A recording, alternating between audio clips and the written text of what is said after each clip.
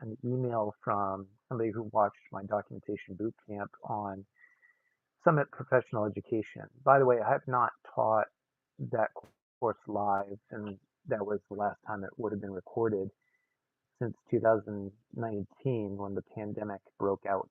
And so the recording is getting slightly long in tooth, except all the principles on it are still appropriate. But if you want more recent course content by me related to documentation, including several significant breakouts from that original documentation bootcamp, check out Allied Health Education because that's the company I speak for now. Staying with good company. It's all webinar. Don't have to travel, but I do occasionally, at the behest of organizations, I still do live presentations like I did a few months ago before Thanksgiving. So this therapist attended my course online, and she works in the acute care setting. And I'm going to read some of her questions related to therapeutic rest. One of our ICU therapists brought up the following question. There have been multiple times when I enter a patient's room for treatment and monitor their at-rest vitals for 8+ minutes. Now, why is that important? Well, I assume they're thinking about the 8-minute rule, but of course they're on the ICU, and so these patients are under Part A or inpatient um, coverage determinations. So, but anyway, let's continue. Sometimes there is education and or very limited in-bed activity. Other times I simply monitor and determine that activity is not safe or appropriate. In these situations, I usually don't bill.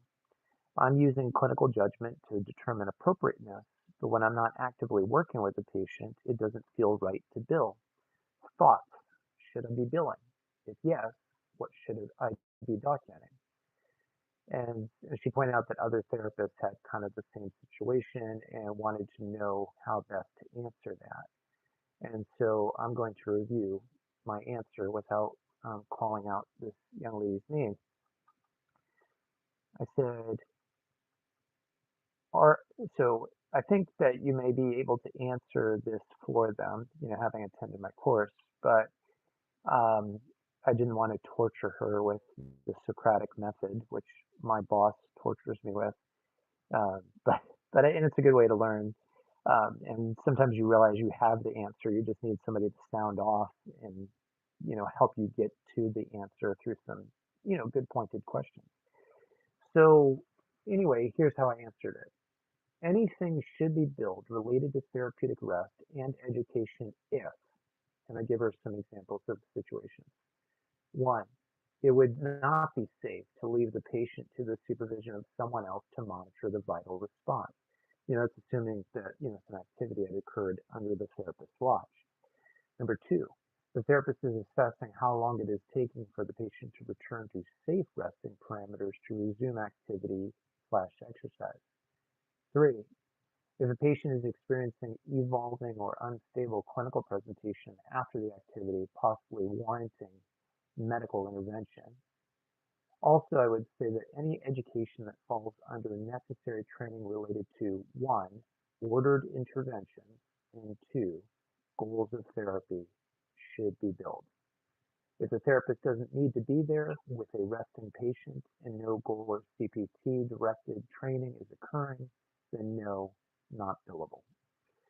So that's my answer, sticking with it.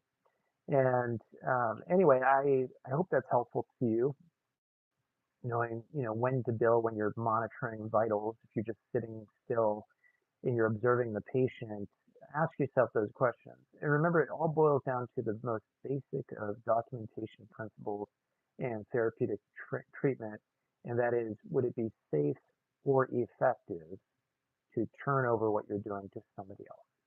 Safe or effective. And if you keep those things in mind, you can pretty much answer any question that's posed to you about, can I bill? So pretty straightforward. And she ended up responding that she thought that would be how I'd answer, or it's consistent with my course, which I hope I'm consistent. Anyway, hope you're doing well. Please like, subscribe if you haven't, and also share your comments. If you've thought of anything else in addition to what I said, post it in a comment because I'm not infallible. I call myself the rehab and documentation guru, but it's partly a tongue in cheek because I am always learning. And yes, the gray hairs on my head indicate I've got some experience and knowledge, but it doesn't always mean, and it should mean that I'm done learning because if you're done learning, you're dead. Anyway, hope you're doing well. Take care. God bless.